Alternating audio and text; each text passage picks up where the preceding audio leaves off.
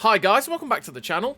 Today I've got two replays in the Soviet Tier 8 Premium Heavy Tank, the Object 7032 Black. And if you do like the video, as always, don't forget to like and subscribe down below, as it really does help out the channel.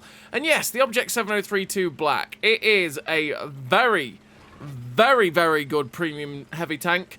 It makes good silver, it's got nice guns, it's got the double barrel mechanic, which is a hell of a lot of fun to play with, because you can double shot people, and that's really satisfying, as well as play as a single shot if you need to.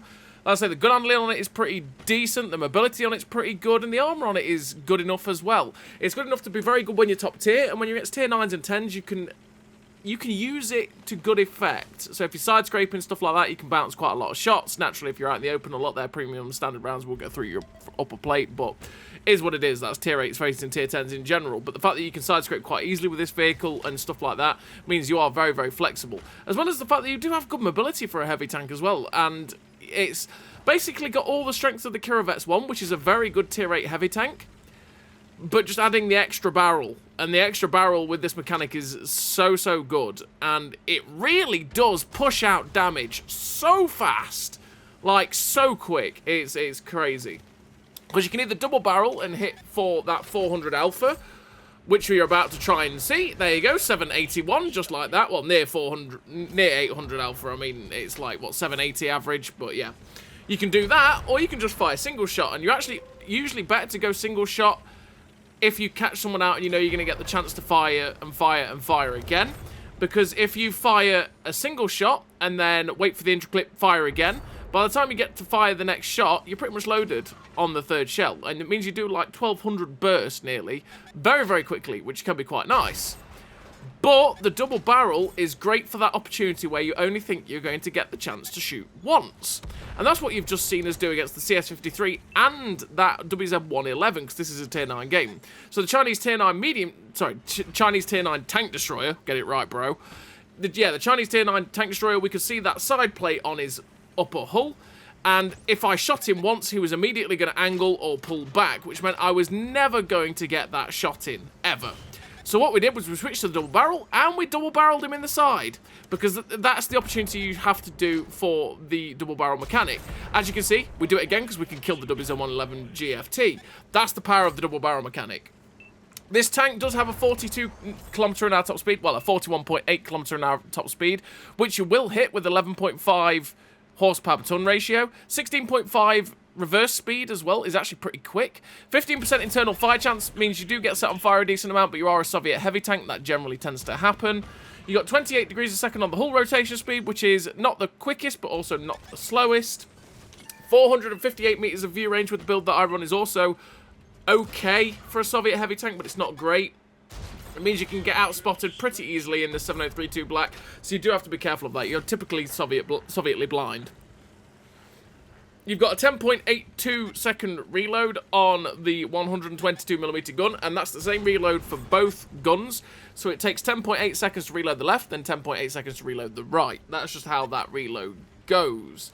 You've got 0.35 accuracy at 100 meters, which is fairly derpy. It's pretty derpy, to be honest. But with the accuracy of 0.43 during rotation, and the accuracy of 1.53 during movement, your aim circle doesn't really bloom out that much at all. And you do have a 3.16 second aim time, which is atrocious. But because the aim circle doesn't bloom out at all, and by the way, that's without running the gun stabilizer, which is what you're seeing here and in the next replay. Yeah, because you don't have the aim circle bloom out much at all, it means you just don't have to run the gun stabilizer, and you are pretty much always aimed in and in a good place to be able to shoot the enemy vehicles, which means you don't have to worry too much about how bad the aim time is and how bad the accuracy is, because you're pretty much always ready to go, and that is a strength of the 7032 Black. You do have 5 degrees of gun depression, which can be limiting like every other Soviet heavy tank. It can be a bit awkward on a ridgeline, so you've got to really pick the right situation and the right position to use your guns. And obviously, like I say, you just press left on the D-pad and you get the ability to double barrel like that to that ML 1951. And that's the strength of the 7032 Black with the flexibility, right? Is the fact that I could kill that guy with 2 shots, but I can only do it if I double barreled. But I could also fire double barrel Or I could just fire single shot as well. So like in a situation like this, I'm not even loaded with the main gun yet. And we are ready to go and fire that mouse chum before we even loaded the second gun. It's the strength of this tank in a nutshell. So we've got 221 penetration as well on the standard APCR. 221 penetration is fairly standard for a tier 8 tank. Means you will pen most of the things you're going to face, and if you really need to, you can just load the 270 heat pen rounds with 820 meters a second shell velocity, and you'll be able to go through pretty much everything except for maybe Type 5s and Mousers in most of their spots, but I mean, you can still get some of the weak spots with that. So the penetration doesn't really hold it back either. Generally, this tank is a very, very nice premium tank. It's a very, very nice tank in general. It's a lot better than the IS Desmond 2-2, but I also like the IS Desmond 2-2. I do think the IS 2-2 is actually a really nice tank anyway. It just doesn't have the pack-a-punch feeling that the 780 double barrel has, because you only have, you know, 300 alpha, which can be a bit of a letdown at times when you hit for 600 and you're going, I hurt them, but, you know, like this feels far more satisfying. And add to that the fact that your shell velocity on 1,150 meters a second on the standard APCR is so nice, it just, yeah, the gun feels super satisfying to use. You do also have a 150% silver bonus with the 7032 Black, with that 70% premium vehicle XP earn rate that the black tanks get, which means you are a pretty damn good silver earner, as well as the fact that you make good XP too, which can be pretty good for your crew training. So what do I run in terms of a crew and equipment on the old 7032 Black? Well, I run Born Leader, Rapid Reload, 6th Sense, Situational Awareness, Steady Aim, Snapshot, Run and Gun, Track Mechanic, and Rapid Aim, with vents, the traction system, and optics. Traction system to try and make the track traverse a little bit better, go up to that 41.8 kilometers an hour top speed, because we generally will go between 35 to 40, which can be very nice for this vehicle. Vents and optics to make the best of the view range and the reload as much as we can on this vehicle. Traction system, let's say, to get that top speed, you don't need the gun stabilizer because your axis run, rotation, and movement is so good, and it's so good because all three gun perks really do help it out a lot. And then rapid aim as well, because the turret traverse on this vehicle is 24.92 degrees a second with rapid aim, which is still pretty damn slow. The turret traverse on this vehicle is slow, so you want to help it out as much as humanly can on this tank so that you can get the gun on target as quickly as possible. There's plenty of ways to run the tank though. If you feel like the gun is still letting you down at times and it's too derpy and you're still feeling that aim time, run the gun stabilizer instead of the traction system. It's down to you and how you feel comfortable playing the tank. I feel perfectly comfortable playing this vehicle without the gun stabilizer, but again, it's down to your personal preference.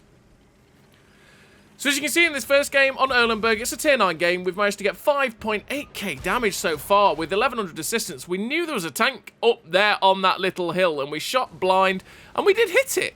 But we did track damage or critical damage, something like that. So we either hit a gun or we damaged the track. We still get spotted and detected. And I'm like, what is it? Oh, it's an STRV 1030. I really wish I had loaded heat rounds because I'd be able to go through this guy easier. But we go for the double barrel, and both shells of the double barrel hit his cupola. Oh yeah, we'll take that every day of the week, and we managed to get nearly 800 odd damage on that STRV. The SU-122-54 sees our teammates, knows that we could shoot him, and decided to YOLO forward, which got himself safe for an extra shot or two. But unfortunately for us, we're not going to get there to get any shots into him. And finished the game with a really nice total there for a tier 8 heavy tank in a tier 9 game. Finished with the victory.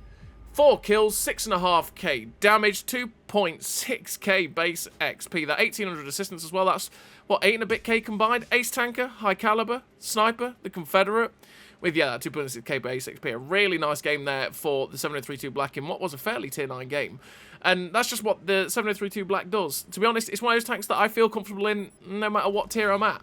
And that's because I have the stopping power. I have the pure power of being able to go, oh, there goes nearly 800 of your hit points. Or being able to just burst someone for like nearly 1200 if I know I can fire a single shot and get away with it. Because what you realistically don't want to do with this tank is always double barrel, because always double barreling can really hinder you, and especially in situations where you really need your DPM over pure power or pure damage.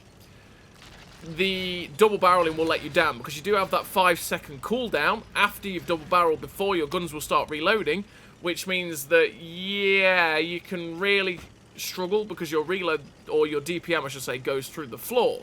Whereas if you're just firing cyclically, you'll be able to basically just keep the damage rolling non-stop.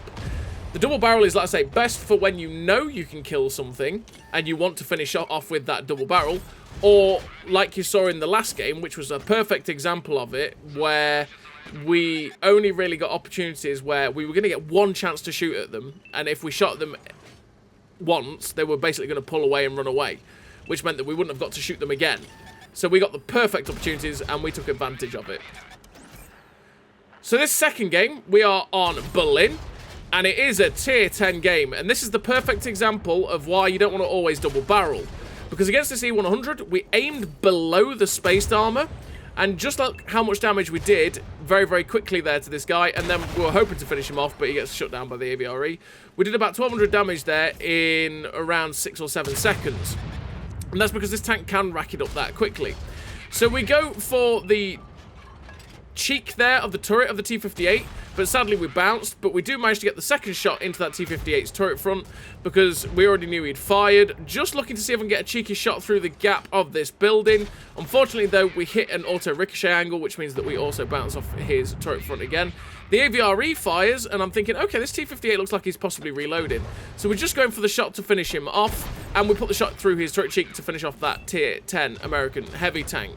We've got the Type 5 Heavy who's going in, and I'm going, Mr. Type 5 Heavy, if you want to damage sponge for me, and I will dish out some hurt, we're gonna do that. So the AVRE fires at the Type 5, does about 300 damage, and we're going in to get this guy. I was thinking of getting the AVRE, but actually, I'm not gonna pen an AVRE truthfully, that reliably, in that situation. But we have the rear end of a Type 5. So it's like, you know what, let's shoot the Type 5. But now our Type 5 is going in on the AVRE. I'm like, okay, it's time to go in on the side of this AVRE where we can guaranteed pen the guy and get rid of him. Good night, Mr. AVRE, get out the game. And we're up to 3.2k damage with 712 assistance damage. And someone was in our base, so we're on the way back to go defend it. Because, yeah, well, we need to defend the base. There's now 2 people in our cap, which means we will probably end up losing if we're not careful. A Tyran is running away from the base, and they've got an E50M and a 30B up here. So we're just going for the lower plate of the E50M, put the shot straight in. Thankfully, he ends up bouncing off us, or the 30B bounced off us, I think. But then we managed to put a shot into the 30B, putting him down to a 1-shot. This is where the armor can be nice, though, when we're side-scraping, like I say, because the side-scraping ability of this tank is very, very good, just like most of the other Soviet tanks. And because you don't have a pike nose like some of the other Soviet tanks, gun handling in action, by the way, because you don't have a pike nose like a lot of the other Soviet tanks as well, it means that you don't have to worry about people catching the pike nose and just devaluing your armor because you're angling. Because that's the problem with the pike nose on stuff like the IS-3, is that it's very good when you're head-on to a tank, but the moment you start angling, you really start devaluing how good the slope affects your armor effectiveness. So you really want to be careful of that.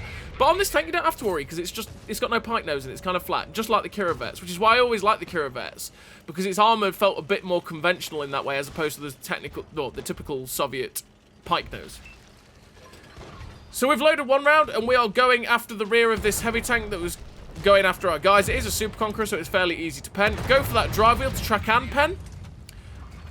Extreme angle, though. Extreme angle meant that we didn't track and pen him. I tried to retrack him, but we didn't get any of the tracking for that. Either he repaired just as we shot at him, or someone else tracked him before we did, and then they got all the tracking instead, as he got deleted by the ABRE and the other friends. Which means that we didn't get any of the assistance damage, which is, yeah, sad, sad time. But still, we see the T-92. There's a medium tank coming after our friend. It's a Pershing. It's like, hello, Mr. Pershing, I could double barrel you. Or, once again, I know I'm going to get the chance to fire 3. So we fire 1, 2, and then once the 5 seconds are over, we're loaded basically for the 3 shot. And there we go. We finish off the Pershing. Again, that's the strength of the tank. I could have double barreled him quite easily, but I got nearly 1,200 damage into him far quicker than just double barreling him for nearly 800. So I made it look like I was going to drive around the C12 area, and in fact I'm swiveling round to go round along the A line, because I know where the arty is. He's behind this building at B1, and my thought is, again, if I was going to drive straight down the sea line, he's expecting me to go that way, and he'll probably be ready to just blap me. So if I made it look like I was going down the sea line and then turn around and go this way, hopefully I'll get his back end. So I'm debating whether I should two-shot right now or not. We find him, and I actually try and put one shot in. And we miss. Which was a massive mistake. We should have made sure we got it aimed in, double-barreled, and we'd have got the kill and the extra damage there on that T92. But our indecision really cost us in that final minute there. I didn't know how much HP he was going to have, and yeah, we screwed up. But we finished the game with 4 kills, 5.9k damage, 2.6k base XP with the 1022 assistance. Ace Tanker, the High Caliber, the Confederate, the Sniper Medal, for that 2600 base XP in a tier 10 lobby. A fantastic game for a tier 8 heavy tank in a tier 10 lobby. Like I say, this tank feels comfortable no matter where you play it. But that's probably because it's a little bit overpowered. But, you know, it is what it is. It's a fantastic tank to play, the Object 7032 Black. So as always, everybody, thank you very much for watching, and I'll see you next time.